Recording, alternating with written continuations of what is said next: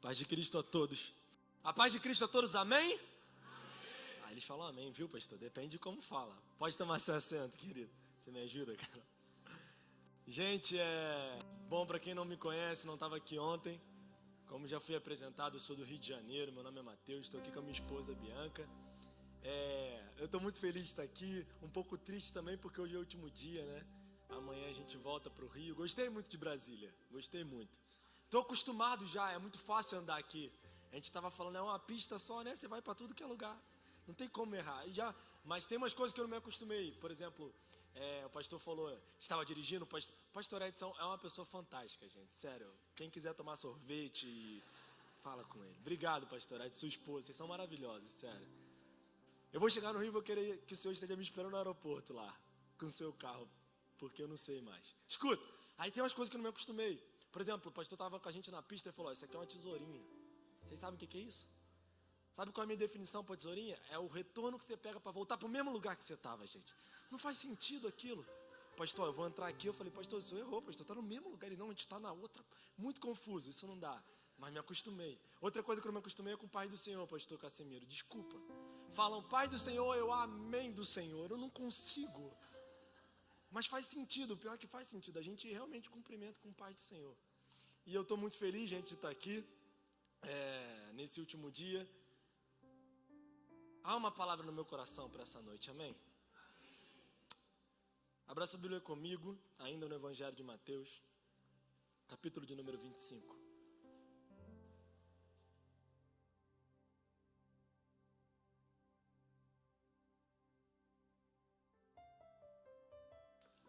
Hoje eu fui para a varanda do hotel, pouco antes de vir para cá, tem uma varanda lá. Virou culto aquele negócio, gente.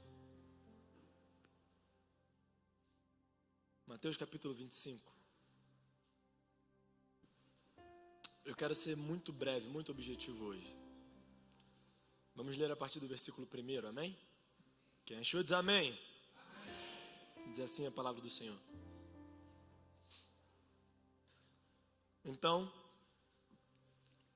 o reino dos céus será semelhante a 10 virgens. Mateus 25. Que tomando as suas lâmpadas, saíram a encontrar-se com o noivo. 5 dentre elas eram nécias e 5 prudentes. As nécias, ao tomarem as suas lâmpadas, não levaram azeite consigo. No entanto, as prudentes, além das lâmpadas, levaram azeite nas vasilhas. E tardando o noivo, foram todas tomadas de sono e adormeceram. Mas à meia-noite ouviu-se um grito: eis o noivo! Saí ao seu encontro. Então se levantaram todas aquelas virgens e prepararam as suas lâmpadas. E as nécias disseram às prudentes: dai-nos do vosso azeite, porque as nossas lâmpadas estão se apagando. Mas as prudentes responderam: não, para que não nos falte a nós e a vós outras, e diante aos que vendem e comprai-o. E saindo elas para comprar, chegou o noivo, e as que estavam apercebidas entraram com ele para as bodas, e fechou-se a porta. Mais tarde, chegaram as virgens nécias, clamando: Senhor, Senhor, abre-nos a porta. Mas ele respondeu: em verdade vos digo que não vos conheço. Vigiai, pois, porque não sabeis o dia nem a hora. Coloque a mão sobre o seu coração e feche seus olhos. Espírito Santo de Deus, obrigado por mais essa noite, ó Pai. Obrigado por esse dia, Jesus. Senhor, mais uma vez eu sou completamente dependente do Teu Espírito Santo, ó Pai. Senhor, eu não conheço todas as pessoas que entraram aqui hoje. Eu não conheço os seus problemas, as suas dificuldades. Senhor, eu queria poder saber o que falar para cada pessoa individualmente, mas o Senhor sabe, ó Deus. Senhor, assume o controle dessa palavra, Pai. Senhor, se nesse momento o Senhor quiser mudar tudo isso que está no meu coração, Senhor, o Senhor muda. Mas que a Tua vontade seja feita, Pai. Senhor, encontre corações aqui, ó Pai, que precisam ouvir algo de Ti. Senhor, e quebrante esses corações, ó Pai. Traga filhos de volta para a Tua casa, Senhor. Encha de amor pessoas aqui hoje, ó Deus. O Teu Espírito Santo pode fazer isso, não a minha palavra. Senhor, nos dá uma noite inesquecível, ó Pai. Nos tira daqui completamente diferente de como entramos. E que ao terminar essa palavra, todo tipo de honra, de glória e de louvor sejam do único que é sempre digno de receber. E se você crê e concorda, diz amém. Eu tentei, não sei se vocês perceberam, quem estava aqui ontem, eu tentei vir mais bonito hoje. Não deu certo, óbvio, mas eu tentei. Gente, preste atenção nisso aqui. Quando você lê o Evangelho de Mateus, ele é o primeiro dos evangelhos, né? Na ordem da nossa Bíblia. Do capítulo 1 ao capítulo 23, você tem um livro, gente. Preste atenção. É o livro que vai contar a história de Jesus. Lá no capítulo 1 você tem a genealogia, aí você vai ter alguns relatos da infância de Jesus, como aquela história do templo, aí você vai ter Jesus crescendo, ele visitando as cidades, ele pregando. É do capítulo 1 ao capítulo 23. Você consegue enxergar uma ordem. Mas, meu irmão, quando chega no capítulo 24, pensa num negócio louco. Parece que abriu um portal na Bíblia para falar de um monte de coisa. Fala, meu Deus, o que aconteceu aqui? É o capítulo 24 e o capítulo 25. Jesus começa a falar de coisas do porvir.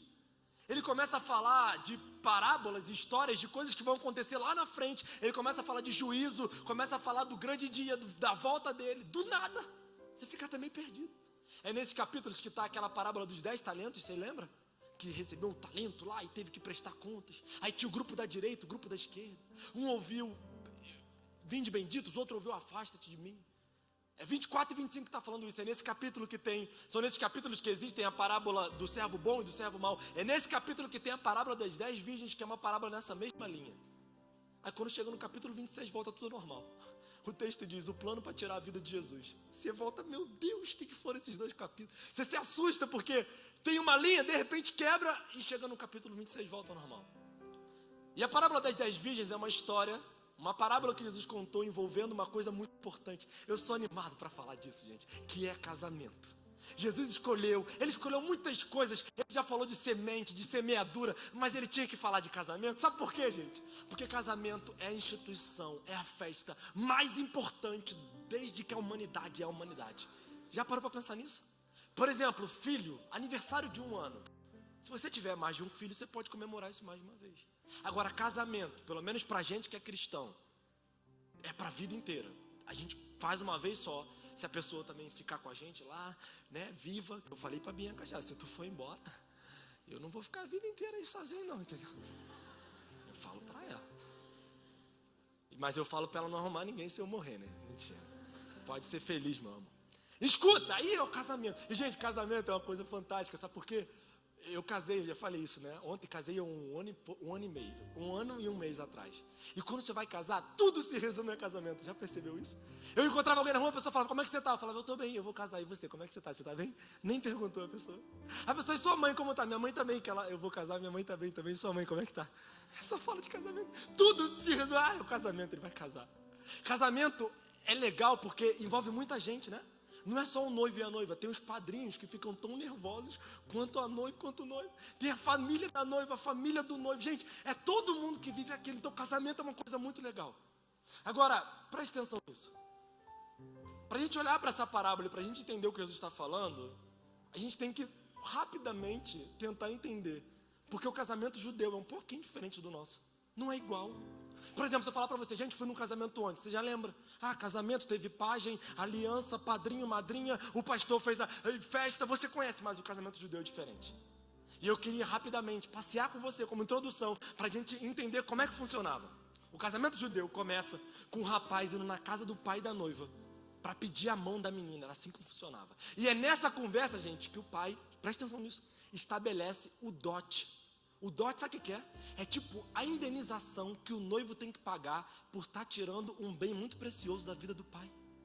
Eu costumo dizer que ainda bem que eu não vivo nos tempos de Jesus. Porque eu teria que pagar bilhões e trilhões pela minha esposa, porque ela vale isso e eu não teria dinheiro. Aplauda o Senhor! Aplauda forte, gente! Eu estou garantindo mais tarde, amor, nosso passeio. Não teria dinheiro, meu amor, para pagar por você. Eu sempre falo isso, em todo lugar.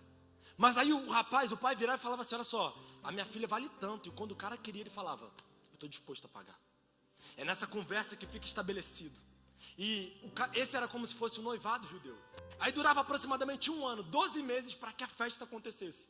Nesse tempo o rapaz vai levantar com recursos, vai pagar o dote e vai conseguir construir uma casa para eles morarem. Demorava aproximadamente 1 ano até que o casamento acontecesse. Nesses 12 meses a mulher costumava sair na rua de véu para poder dizer, olha só, ela está comprometida. É o que a Bíblia fala quando Maria está desposada de Jesus. O que é desposada? Que não tinha feito nada ainda, ela era virgem, mas estava prometida. É esse negócio. Então, e você percebe o negócio do dote naquela história de Jacó. Você lembra que o Labão estabeleceu o tempo de serviço, era trabalho, mas tinha um valor para pagar. Então, a Bíblia o casamento judeu é assim, passava esses 12 meses, a moça veste véu na rua e aí ela se programa. Olha como é que é a programação da moça. Ela convida as madrinhas, as amigas da noiva. E ela diz, gente, eu vou casar, eu tô tão animada. E ela convida as madrinhas. E qual é a função das madrinhas? Presta atenção. O noivo chama a rapaziada, chama os parceiros e fala assim, meus amigos, eu vou casar. E o noivo, como é que ele faz? Ele sai num cortejo. Depois de 12 meses, no dia do casamento, ele pega os amigos, tudo bonito, e vai no casamento com os amigos. No meio do caminho, ele pega essas amigas da noiva, que tem que estar prontas com a lâmpada na mão. E por que com uma lâmpada na mão? Porque eles faziam isso geralmente no final da tarde, no começo da noite. Então estava escuro. E as responsáveis por iluminar o caminho eram as amigas da noiva. As amigas da noiva tinham que estar com a lâmpada preparada no lugar para poder ir para o casamento. E também tem uma coisa que é histórico, é um costume, que quando o noivo estava chegando com o cortejo, sempre tinha alguém lá, um carinha para gritar, o noivo está vindo! Era assim que funcionava. Então é isso, gente. Foi na casa, falou, eu quero casar com a tua filha. O cara fala, tanto, ela vale isso, é a menina da minha vida, eu quero muito casar com ela. Aí, 12 meses depois, saía o encontro pro cortejo, a moça está se preparando com as amigas, o noivo está se preparando com os amigos. É um pouquinho diferente do nosso, né, gente? Um pouquinho. Então, diante disso, tendo brevemente explicado como funciona um casamento judeu, a gente pode começar a tentar entender o que Jesus está querendo nos ensinar nessa parábola. Quem está entendendo diz amém até aqui, gente. Aí, só para honestidade de conhecimento, há uma polêmica muito grande nesse texto, sabia? Alguns teólogos dizem o seguinte, esse texto não é para a igreja. Porque depois que você entende esse lance do casamento, você percebe que aquelas moças, aquelas 10, não eram noivas. Elas eram madrinhas, amigas da noiva. E tem gente que fala, esse texto não é para a igreja, porque elas não são noivas. Elas são amigas da noiva e a Bíblia fala que nós somos noiva. Tem gente que fala que o azeite é o Espírito Santo, é a graça. Gente, é uma discussão tão grande. Mas eu não quero me apegar a nada disso para aquilo que a gente quer conversar aqui hoje. Eu só preciso que você entenda que o casamento era nesse formato. E eu queria compartilhar mais algumas coisas contigo. Você já parou para perceber que a gente olha muito mais para a diferença entre essas mulheres do que para as semelhanças? Presta atenção. Se eu falar assim, gente, quem aqui conhece a parábola das 10 virgens? Aí você vai levantar a mão, eu conheço. Se eu vou falar para você, me conta. Você vai falar, tinha 10. 5 era prudente, 5 era nécia. 5 era burra, que nécio, né, também pode ser burro em alguns traduções. 5 era prudente, 5 era louca. Enfim, você fala, 5 era de um jeito, 5 era do outro. 5 entraram, 5 não. Agora, eu queria que você rapidamente olhasse comigo para as semelhanças que há nessas mulheres. Eu vou fazer um jogo com vocês. Eu vou fazer uma pergunta, você só pode responder 5 ou 10, beleza? Vamos começar pelas diferenças. Não, primeiro, quantas mulheres eram? 5 ou 10? 10, boa. Me ajuda, eu estou animado. Quantas mulheres eram 5 ou 10? 10. Quantas eram prudentes? É a diferença. Quantas eram loucas? Boa. Agora, quantas eram virgens? 10. Quantas tinham lâmpada? 10, boa, 10. Calma, tem 10 ainda, a gente está no 10. Todas elas. Quantas tinham azeite na lâmpada para que a lâmpada ficasse acesa, pelo menos por um momento? Quantas tinham? 10. 10, gente. Tem um monte de semelhança entre elas. 10 são virgens, 10 têm lâmpadas, 10 têm azeite. As 10 estão animadas para o casamento. Elas estão assim, meu Deus, a nossa amiga vai casar, eu estou tão animado. Eu estava esperando tanto por esse momento, as 10 estão lá. Agora, a última pergunta desse jogo. Responda com convicção. Quantas dormiram? 5 ou 10? A maioria não respondeu, então teve gente que 5. 10 dormiram. 10 dormiram. Está escrito na Bíblia, gente, eu não estou falando não. A Bíblia diz que o noivo demora a chegar e às 10 pegam no sono. Às 10. Mas 5 era prudente, dormiu também. E o primeiro ponto dessa mensagem, a primeira coisa que eu queria compartilhar com você, é que dormir não é um problema. Dormir fala de cansaço. E cansar não é um problema. A gente cansa. A gente tem dificuldade de assumir isso, mas a gente cansa.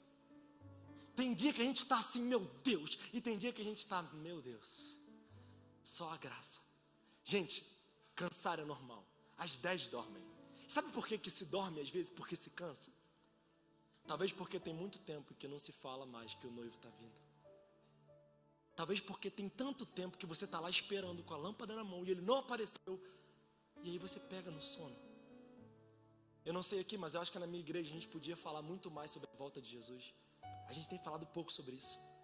Se falava muito mais há um tempo atrás. E parar de falar disso tem feito com que algumas pessoas tenham cansado. Porque a pessoa fala, Mateus, a minha avó dizia isso, eu acho que ele se perdeu e não volta mais. Ele deve ter ido para outro lugar, porque não é possível. Parou-se de falar e as pessoas dormem. 2 Coríntios capítulo 3, Paulo fala uma coisa fantástica. Olha o que Paulo fala. Moisés, um dos maiores personagens do Antigo Testamento. Paulo fala, nós não somos como Moisés. E a explicação, que punha um véu no rosto para não mostrar que a glória de Deus se desvanecia.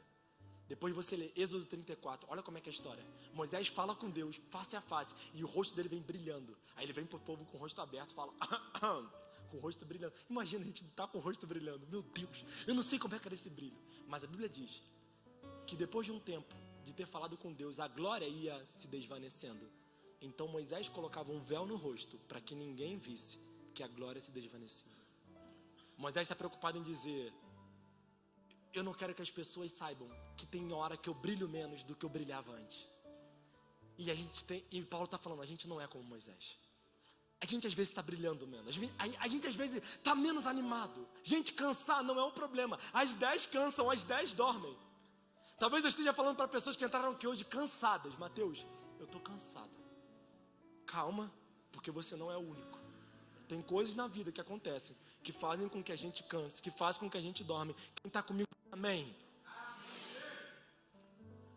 Eu não vou demorar, preste atenção, gente. Sendo que a Bíblia diz que às 10 estão dormindo. E de repente vem aquele carinha que era o responsável por anunciar. E fala, gente, o noivo está chegando. E às 10 levantam, às 10, animadas. Meu Deus, o noivo chegou. Elas estão animadas, gente, é claro que estão. Elas se arrumaram, porque se tem uma coisa que mulher faz em casamento é se arrumar, meu Deus do céu. É comprar um vestido, elas estão maquiadas, elas estão animadas. E elas levantam, meu Deus, ele voltou. Sendo que nesse momento a Bíblia diz que não é que as lâmpadas delas estão apagadas. Elas olham para a lâmpada e dizem, uau, está apagando. Está apagando. E é uma lógica isso. Se a lâmpada devia ser muito parecida uma das outras, o espaço para o azeite era o mesmo, provavelmente a lâmpada das 10 estavam começando a se apagar. Sendo que 5 tinham azeite extra para poder alimentar a chama e o fogo. E aquelas 5 que não têm, olham para elas e dizem assim, olha, a nossa lâmpada está apagando. E o noivo está vindo aí. Dá um pouquinho para a gente, põe aqui e a gente vai junto. Sabe o que as 5 falam para ela, gente? Não tem como. Porque se eu dou para vocês, falta para mim, falta para vocês. Gente, eu tive muita dificuldade de tentar entender isso há um tempo atrás. Não parece egoísmo? Eu pensava, gente, faz um ratatá aí, entra todo mundo, meu Deus. Mas Jesus está falando que aquelas mulheres não só não quiseram dividir. Jesus está falando sobre coisas que são intransferíveis. Quantos pais aqui gostariam de colocar a sua fé em Jesus Cristo dentro dos seus filhos? Quantos filhos aqui gostariam de colocar o amor que tem por Deus dentro do seu pai? Sabe qual é o problema? É intransferível. Aquilo que a gente sente, a gente não consegue colocar dentro de outras pessoas. Então as 5 olham para elas e é quase como elas estivessem dizendo, não dá. Porque eu não consigo fazer isso por você. Eu queria poder botar dentro da sua cabeça, gente. vim para Jesus antes dos meus pais. E pensa na vontade que eu tinha de amarrar eles com uma gravata e falar: aceita Jesus, senão eu vou matar vocês. Dá essa vontade às vezes, não dá? E depois que eles aceitassem, você matava eles para eles ir para o céu direto. Não sei. Aí eu ia para o inferno, né? Meu Deus, é muito complexo. Eu falava: Deus, meus pais.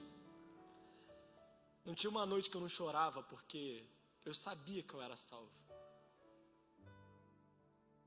Eu lembrava de textos, às vezes eu estava deitado na cama e vinha textos como aquele que Jesus disse: aquele grande dia vai ser como um ladrão que vem à noite.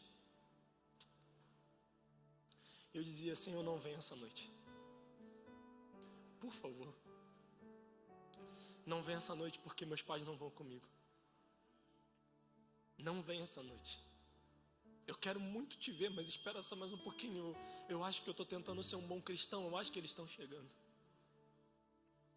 Você vai na igreja hoje, chega na portaria.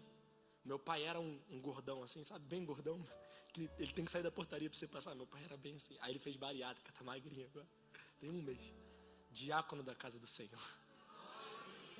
Talvez do outro lado da porta você vai ver uma outra moça bonita, jovem, diaconisa, Mônica Gonçalves, minha mãe.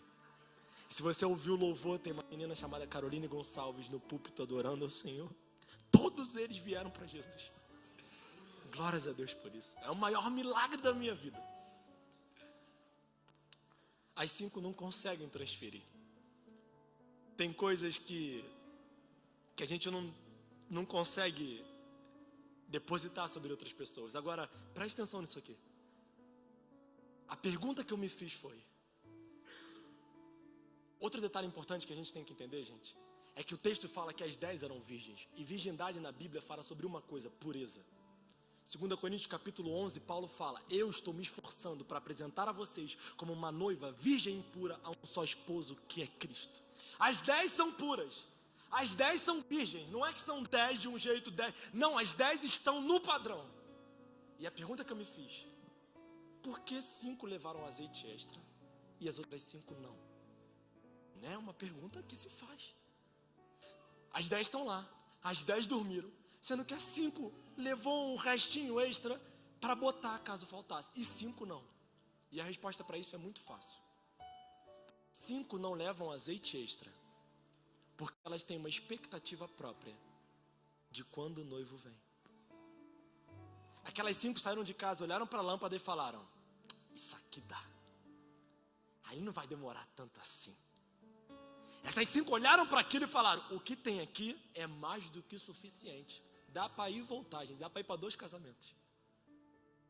Elas têm uma expectativa própria daquilo que elas acham que tem que acontecer no tempo delas.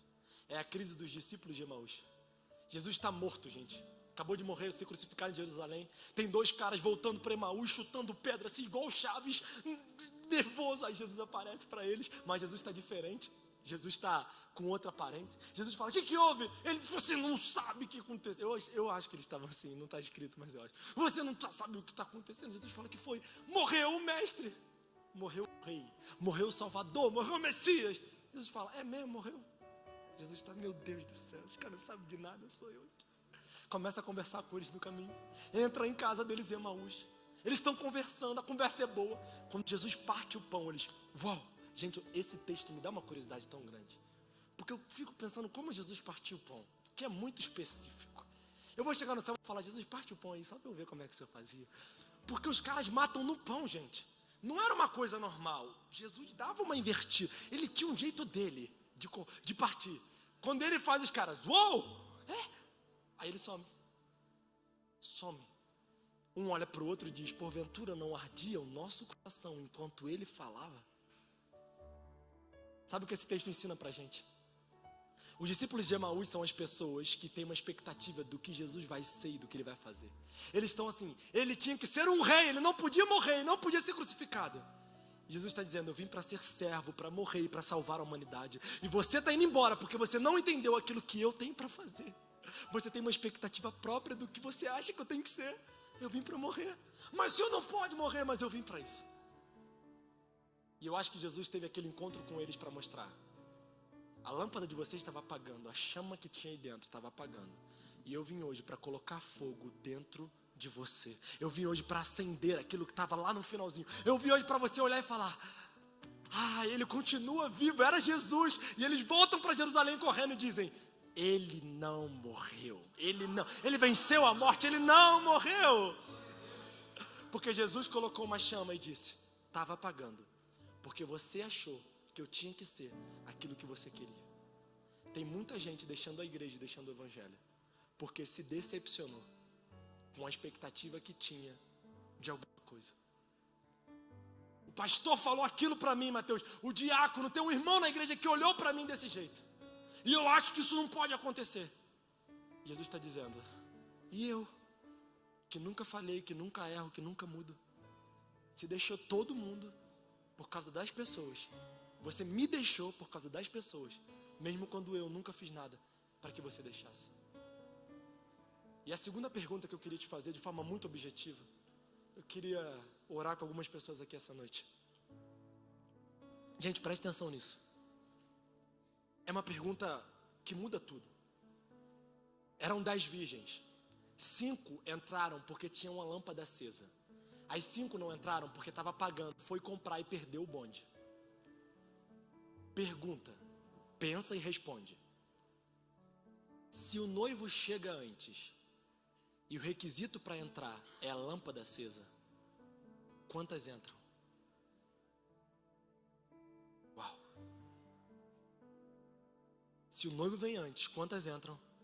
10. Teve alguém ali que ficou: opa, não pensei nisso. Tem gente pensando: será que o noivo chegou muito tarde? Gente, se o noivo chega antes, as 10 entram. O que isso quer dizer, Mateus? Que existe um fator e um teste que determina quem chega lá.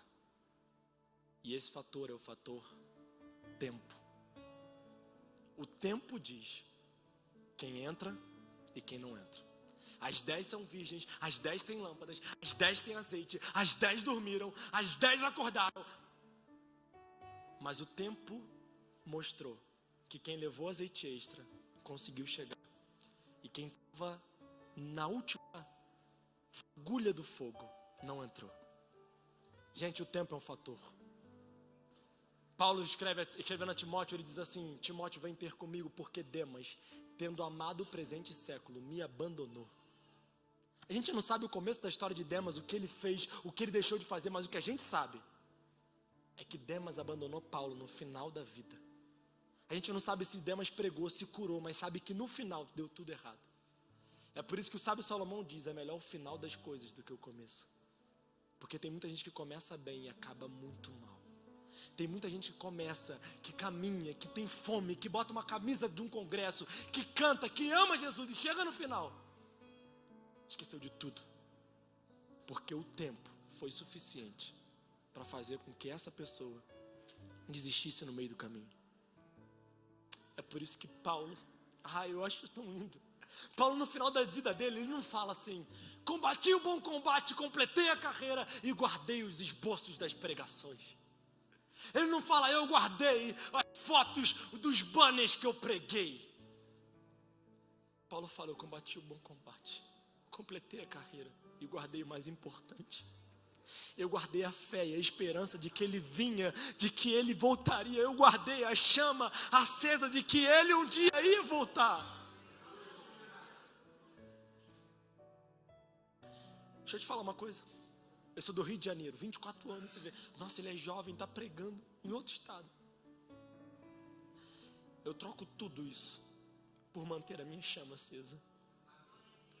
Eu digo para Jesus: Senhor, se eu me tornar o maior pregador que esse mundo já viu, tem que jogar lá para cima a expectativa.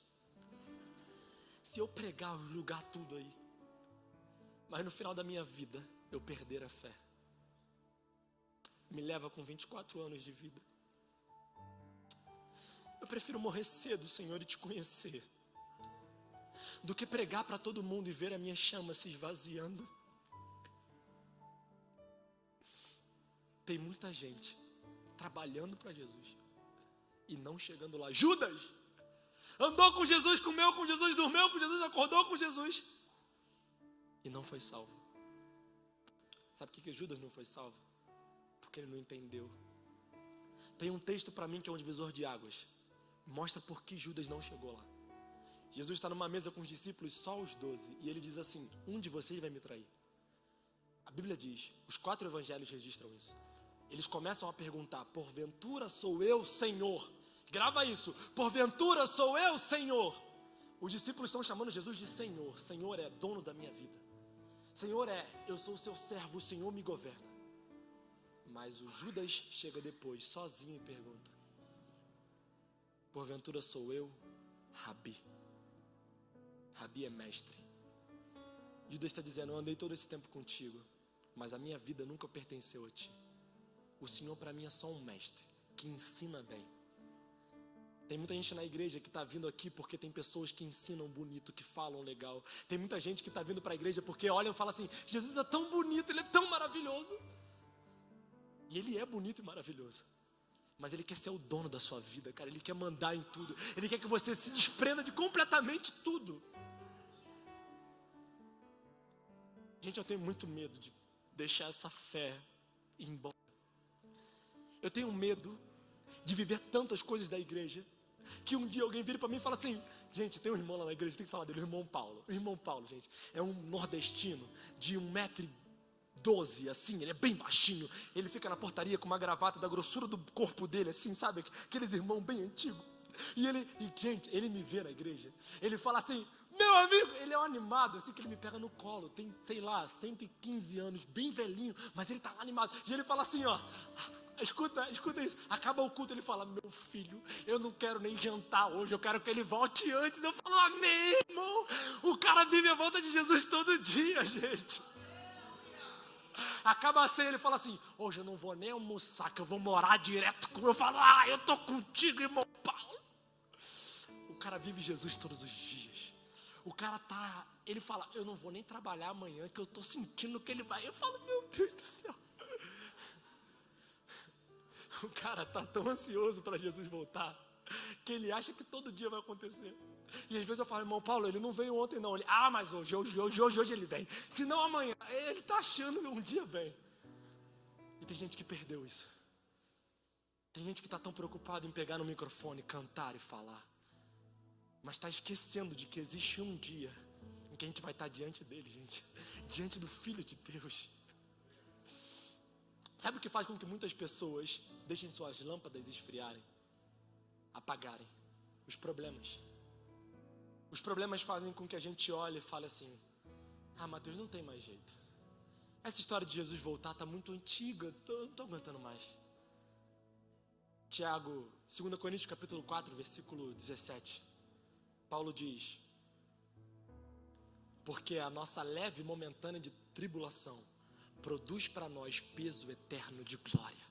Paulo está dizendo: as coisas que você passa aqui, os problemas que você passa aqui, produz um peso eterno de glória nos céus. Não desista, não pare, continue, porque está forjando o teu caráter.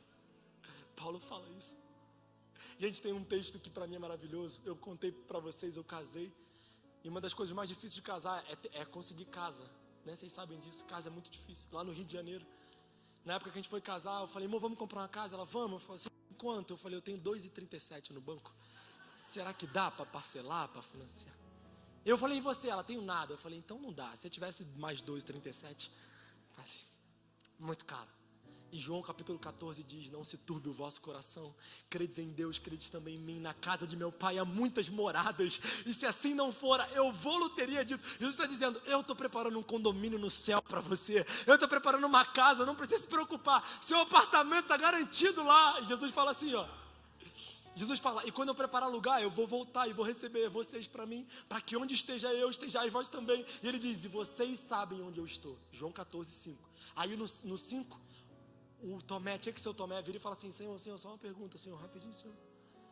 Eu não sei para onde o Senhor vai. O Senhor falou que a gente sabe, mas eu não sei.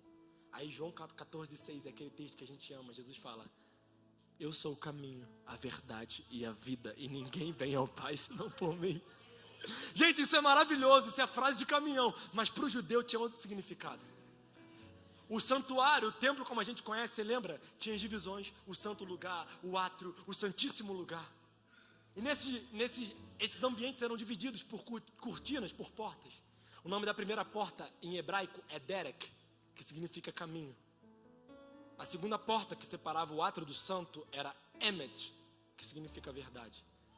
E a porta que separava o santo do santíssimo lugar era Haim, que significa vida. Jesus está dizendo, eu sou aquele que vai te levar até o santíssimo lugar. Eu sou o caminho, a verdade e a vida. Eu sou a porta que te leva no lugar onde Deus está. Eu sou o único que te leva no meu Pai. Eu sou o responsável por te levar até Deus. Paulo, quando escreve aos Coríntios, diz: se é só nessa vida, se a nossa esperança se limita a essa vida, nós somos os mais miseráveis de todos os homens. Eu vim orar por alguém aqui essa noite. Talvez eu tenha vindo orar por alguém que está na última bolinha do gás, sabe? A última fagulha do fogo. Gente que falou, Mateus, eu estou segurando a lâmpada, mas a minha fé não é mais como foi no começo. Mateus, eu estou parando. Eu estou me sentindo frio. Eu estou igual aqueles caras de Emaús caminhando para fora do lugar da bênção, para fora de Jerusalém, para fora da casa de Deus. E Jesus hoje veio te encontrar nesse caminho que você está fazendo completamente errado, para colocar uma chama de volta no seu coração e para te lembrar, olha, eu estou vivo, eu sou aquele que te ama ainda. Gente, uma das maiores dores da minha vida, um amigo meu, o nome dele é Coutinho. Quando eu voltei para Jesus, quando eu aceitei Jesus, há 6 anos atrás, ele foi um amigo que caminhou comigo na fé, irmão na fé, sabe? A gente fazia tudo junto. A gente era de uma congregação e a nossa sede era muito grande. E tudo que acontecia na sede a gente era chamado para participar. Mateus e Coutinho. Era tipo dupla sertaneja, Mateus e Coutinho. Participamos de congressos, retiros, conferências, participamos de vigílias. Um dia o Coutinho virou para mim, olhou no meu olho, falou, estou deixando a igreja. Falei, tá nada. Estou deixando a igreja porque, olha o que ele teve a audácia de falar. Eu quase coloquei a mão na cabeça e expulsei o capeta. Estou deixando a igreja porque eu não conheço Jesus. Falei, você é louco. Comecei a lembrar ele. Você lembra aquele dia que você chorou lá? Tu lembra daquele retiro? Tu estava ajoelhado no chão, rapaz, de cara no chão. Tu lembra aquela cantata, Coutinho? Deus te pegou de jeito ali, eu lembro, tu estava acabado. Ele, não. Foi simplesmente emoção. Mateus, eu vinha para a igreja porque eu tinha amigos aqui. Todas as vezes que eu chorava é porque o louvor emociona. As palavras às vezes tocam no coração. Tem gente que sabe falar bonito, né? Sabe o que eu consegui fazer? Nada. Eu queria pegar o azeite que estava em mim e colocar dentro dele, eu não conseguia. Eu dizia, Deus, por favor, e eu faço isso até hoje porque ele ainda está longe. Eu falava, Deus, por favor, visita o Coutinho e mostra que o Senhor é real. Senhor, entra no quarto dele, pega ele de jeito e diz, eu estou aqui, eu sou Deus. É a maior dor da minha vida. E eu vim falar talvez para pessoas que estejam aqui, gente, que ainda não conhecem Jesus. Mateus, o meu pai fala para mim, a minha mãe fala para mim, mas eu nunca conheci ele, é por isso que eu estou longe. Sabe por quê? Porque a única justificativa para alguém deixar Jesus é porque nunca conheceu ele de verdade. Sabe por que a gente se afasta de pessoas? Porque elas traem, porque elas nos decepcionam, porque elas mudam com a gente, porque elas mentem. É por isso que a gente deixa as pessoas. E sabe por que quem conhece Jesus não consegue deixá-lo? Porque Jesus não trai, não muda, não te decepciona. Ele diz, pode uma mãe esquecer do filho que amamenta, mas eu nunca me esquecerei de vocês. Jesus é aquele que está com você na maternidade, está com você no funeral. Jesus é aquele que está com você no exame admissional, está com você no exame demissional. Jesus é aquele que está com você na escassez, está com você na fartura. Jesus é aquele que está com você no hospital e está com você na saúde. Ele não muda. Não muda. Só deixa esse Jesus quem não conhece Ele. Só deixa quem nunca conheceu. E talvez você está aqui hoje para dizer: Mateus, eu preciso conhecer esse Deus. Mateus, cara, esse dia vai chegar. E pode ser hoje. Escuta só. O dia pode ser hoje, você voltar para casa ou nem voltar. E ele olhar e falar: cadê sua lâmpada? E você dizer: eu acabei de ouvir disso lá no culto. Eu estava lá falando, menino, mas está apagada. O pastor da igreja conta uma história, um pastor lá da nossa igreja, que ele uma vez estava pregando e ele viu um menino. Ele não entendia porque ele chamou o menino 3 vezes no apelo. Você, vem cá. Nada. Não, cara, vem cá, eu estou te chamando. Nada. Mas vem aqui, eu não sei porquê, vem aqui. Nada. Ele estava pregando numa outra igreja. No mesmo dia, aquele pastor em casa recebeu uma ligação dizendo: sabe aquele menino que você chamou 3 vezes? Subiu na moto, foi para casa e morreu num acidente de trânsito.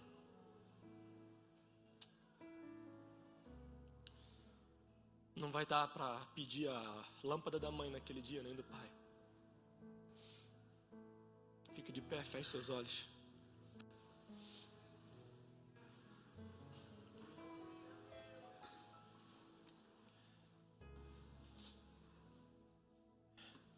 O tema não é Jesus está voltando, o tema não é... Mas o tema é somos dele.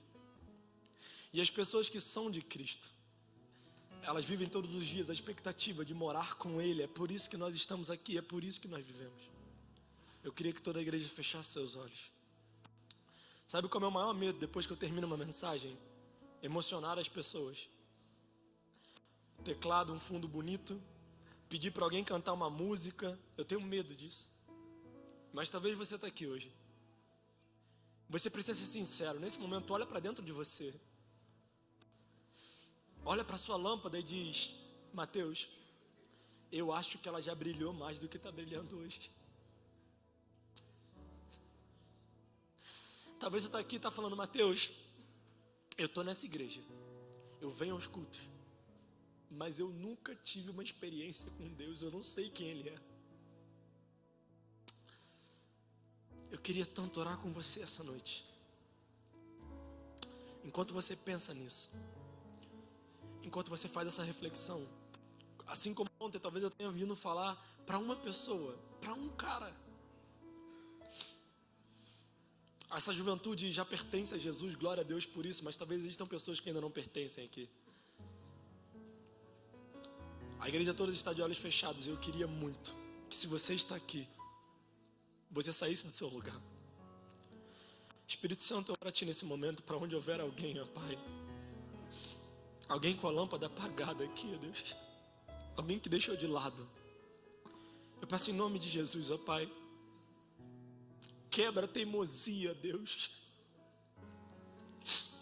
Senhor, eu queria poder transferir o azeite, Senhor, a esperança que é em mim, mas eu não posso, Deus. Senhor, por favor, ó Deus, por favor, que lâmpadas sejam cheias aqui essa noite, ó Deus. Senhor, nós não vivemos pelas coisas que nós vemos, nós vivemos pelas coisas eternas, ó Deus. Tem gente que entrou aqui essa noite só para ouvir isso. Tem gente passando por problema e disse assim: Mateus, a fé estava quase indo embora. Eu quase pensei que ele tinha me esquecido, mas hoje eu lembrei que o meu Redentor vive, que todas as coisas cooperam para o bem daqueles que amam a Deus. Eu lembrei de Jeremias quando ele diz que eu sei que pensamento tem a respeito de vós, pensamento de mal e não de bem, para dar a vós o fim que desejais. Mateus, Ele está comigo, Mateus. Mateus, eu estava esfriando, eu estava mudando. Eu quero orar por você, por favor, sai do seu lugar.